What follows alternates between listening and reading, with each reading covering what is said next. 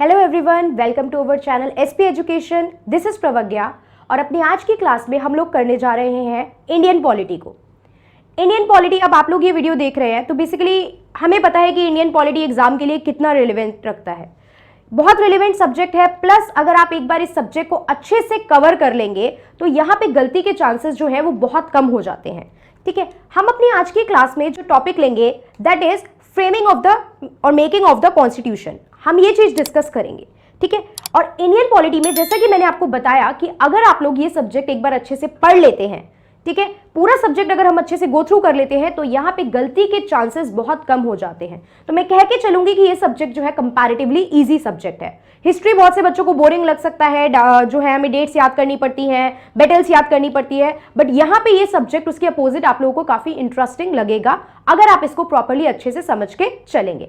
ठीक है, तो हमें क्या करना है, यहाँ पे हम बात कर रहे हैं किसकी, मेकिंग ऑफ द कॉन्स्टिट्यूशन की। तो जब हम कॉन्स्टिट्यूशन की बात कर रहे हैं तो उससे पहले हमें देखना है कि हमारा सब्जेक्ट क्या है। ठीक है, हम बात करेंगे अपने सब्जेक्ट की। तो हमारा सब्जेक्ट जो है वो हमारा सब्जेक्ट क्या है, दैट इज इंडियन पॉलिटी। हम क्या पढ़ रहे हैं, इंडियन पॉलिटी। अब हम इंडिया में रहते हैं तो दैट्स वाई हम क्या पढ़ रहे हैं, इंडियन पॉलिटी पढ़ रहे हैं। तो अब यहां पे एक वर्ड हमारे पास आता है पॉलिटी। कॉन्स्टिट्यूशन में जाने से पहले, सीधा डायरेक्ट कॉन्स्टिट्यूशन स्टार्ट करने से पहले थोड़ा सा बैकग्राउंड बना के चलेंगे, कंसेप्ट को क्लियर करके चलेंगे, उसके बाद हम लोग कॉन्स्टिट्यूशन की फ्रेमिंग के बारे में डिस्कस करेंगे। सबसे पहले हमारे पास वर्ड आता है पॉलिटी। तो ये वर्ड पॉलिटी क्या होता है, हम लोग देख रहे हैं कि हमें सब्जेक्ट क्या पढ़ना है, इंडियन पॉलिटी। तो सबसे पहले हम लोग ये डिस्कस करेंगे कि इंडियन पॉलिटी जो है वो क्या होता है। ठीक है, तो इंडियन पॉलिटी की जब हम बात कर रहे हैं तो इंडियन पॉलिटी क्या होता है, ये शो करता है रिलेशनशिप। कैसा रिलेशनशिप, म्यूचुअल रिलेशनशिप। अब रिलेशनशिप है तो आपको पता है यहां पे ग्रुप या दो पर्सन होने चाहिए। तो रिलेशनशिप किसके बीच में, रिलेशनशिप एक स्टेट के बीच में एंड उसके सब्जेक्ट के बीच में। अब आप लोग पढ़ रहे हैं तो साथ में कॉपी पेन लेके बैठिए, कुछ बेसिक चीजें हैं जो आप लोग साथ साथ इसके नोट्स बनाते चलेंगे।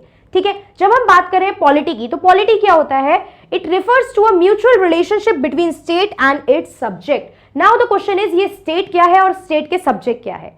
तो जब हम वर्ड यूज कर रहे हैं स्टेट एंड इट्स सब्जेक्ट, तो यहां पे स्टेट जो है वो है गवर्नमेंट, हमारी कंट्री की गवर्नमेंट, और जो सब्जेक्ट है वो कौन है, पीपल। तो ये क्या बताता है, गवर्नमेंट और पीपल के बीच का रिलेशनशिप। गवर्नमेंट और पीपल के बीच का रिलेशनशिप। देखिए, गवर्नमेंट जो भी काम कर रही है, रूल्स बना रही है, पॉलिसीज बना रही है, ये सब किसके लिए बना रही है, लोगों के लिए बना रही है। प्लस गवर्नमेंट को इलेक्ट कौन कर रहा है, गवर्नमेंट को इलेक्ट कौन कर रहा है, लोग कर रहे हैं। तो यहां पे दोनों के बीच में क्या है, आपस में क्या है, एक रिलेशनशिप है। ठीक है, किस किस के बीच में, गवर्नमेंट के बीच में और लोगों के बीच में। ठीक है, अब यही कंसेप्ट से एक छोटा सा वर्ड निकल के आता है, दैट इज डेमोक्रेसी। यहां पे एक वर्ड हमारे पास निकल के आता है, क्या वर्ड है वो, डेमोक्रेसी। डेमोक्रेसी जो है आपको बेसिक जब पॉलिटी स्टार्ट कराई जाती है, अगर मैं बात करूं क्लास 6 में, तो आप लोगों को डेमोक्रेसी का मीनिंग तभी बता दिया जाता है। India is a democratic country. क्यों कह रहे हैं हम इंडिया डेमोक्रेटिक कंट्री है, क्योंकि यहां पे हमें बहुत से राइट अवेलेबल है, यहां पे कोई राजा प्रथा नहीं चल रही है। ठीक है, इलेक्टेड रिप्रेजेंटेटिव गवर्नमेंट यहां पे हमें देखने को मिलती है।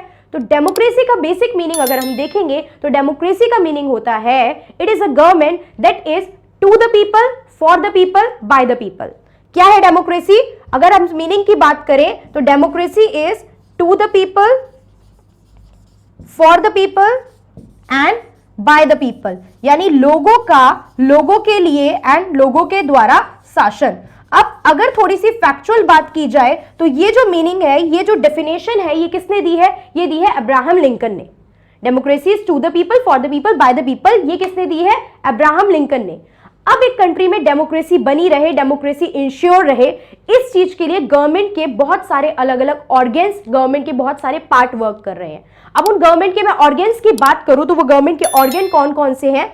ठीक है, गवर्नमेंट के जो बेसिकली ऑर्गेन्स मैं वर्ड यूज कर रही हूं, तो यहां पे गवर्नमेंट के ऑर्गेन्स हैं हमारे कौन कौन से, लेजिस्लेटिव, एग्जीक्यूटिव एंड जुडिशियरी।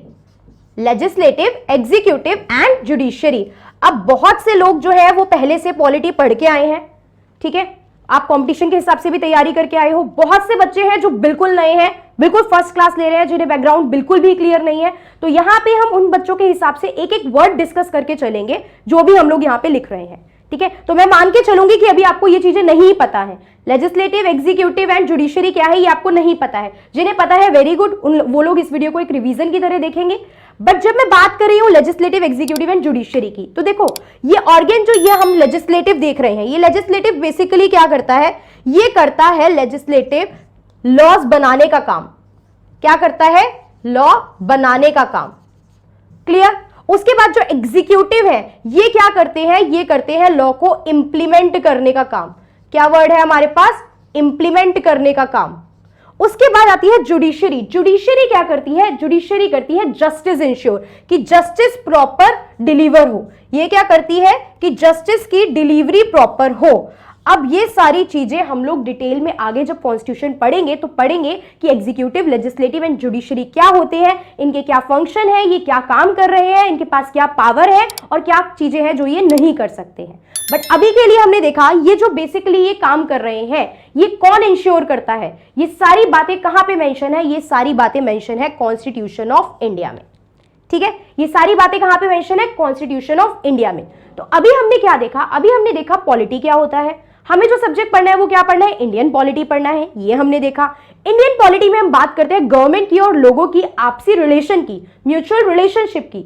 और ये रिलेशनशिप जो है ये बहुत सारे अलग अलग फैक्टर्स के थ्रू इंश्योर किया जाता है, एस्टैब्लिश किया जाता है, ताकि कंट्री में, नेशन में क्या बनी रहे? डेमोक्रेसी बनी रहे। इसके अलावा हमने डेमोक्रेसी का मीनिंग देखा, और डेमोक्रेसी को इंश्योर करने का काम कौन करता है? Constitution of India. अब क्वेश्चन आता है ये कॉन्स्टिट्यूशन ऑफ इंडिया क्या है? अब हमारे पास क्वेश्चन आता है ये कॉन्स्टिट्यूशन ऑफ इंडिया क्या है? सामने देखने से हमें पता चल रहा है ये एक बुक है, ठीक है, ये एक कवर पेज है बुक का, तो इतना हमें समझ में आ रहा है कि ये जो कॉन्स्टिट्यूशन ऑफ इंडिया है ये एक बुक है, ठीक है। अब जब ये एक बुक है तो इस बुक में क्या लिखा है?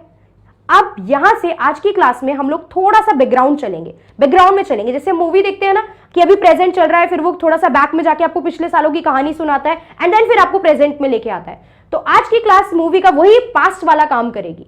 कॉन्स्टिट्यूशन है, कॉन्स्टिट्यूशन में क्या बातें लिखी है, सिटीजन कौन होते हैं, ठीक है, आपको क्या राइट्स अवेलेबल है, आप क्या कर सकते हो। देखिए हमने अभी देखा था स्टेट के बारे में, हमने यहाँ पे डिस्कस करा था स्टेट एंड सब्जेक्ट, यानी गवर्नमेंट एंड पीपल। तो जब मैं कॉन्स्टिट्यूशन की बात कर रही हूं ना, तो कॉन्स्टिट्यूशन में ये सारी बातें लिखी है, what a government can do और what a government can not do.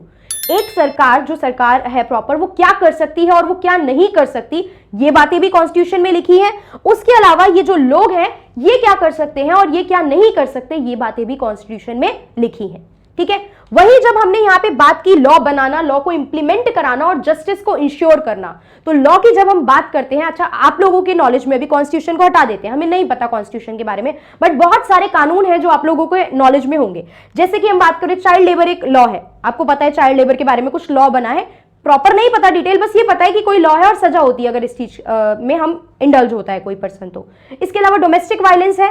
इसके अलावा अगर कोई वर्किंग है तो फैक्ट्री में जो पर्सन काम करते हैं, ऑफिस में जो लोग काम करते हैं, हमें पता होता है कि लेबर के लिए वेजेस से रिगार्डिंग, ठीक है, प्रोविडेंट फंड के रिगार्डिंग, ये सब भी एक्ट बने हुए हैं। क्या बने हुए हैं?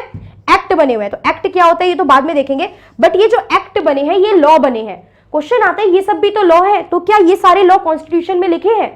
ये सारे लॉ कॉन्स्टिट्यूशन में नहीं लिखे, बट ये सारे लॉ कैसे बनेंगे और इनके लॉ के बनने के पीछे का ऑब्जेक्टिव क्या है? जस्टिस, इक्वालिटी देनी है हमें सबको, लिबर्टी, ये सारी चीजें कॉन्स्टिट्यूशन में लिखी गई हैं। तो एक तरीके से कॉन्स्टिट्यूशन जो है बिल्कुल कोर है, जो आप सारी लॉ बना रहे हो वो किस तरीके से बनेंगी, किस तरीके से इंप्लीमेंट कराई जाएंगी और उनके पीछे बेसिक आइडियोलॉजी क्या है बनाने की। लाइक डोमेस्टिक वायलेंस की बात करें तो क्या हो रहा है यहाँ पे? एक्सप्लॉइटेशन को खत्म करने की बात की जा रही है, ठीक है। कुछ चीजें आपके जो लॉ है वो इक्वालिटी के लिए आ रहे हैं। तो ये सारी बातें कहां लिखी है? कॉन्स्टिट्यूशन में लिखी है। कहां लिखी है, कैसे लिखी है, एग्जैक्ट वर्डिंग क्या है, वो हम अपनी फर्दर क्लासेस में देख के चलेंगे। तो अब हमारे पास क्वेश्चन आ जाता है कि कॉन्स्टिट्यूशन होता क्या है। पहले ये देखते हैं, फिर देखेंगे कि इसके बनने की कहानी कैसे शुरू हुई। Subscribe the channel SP Education and click the bell icon.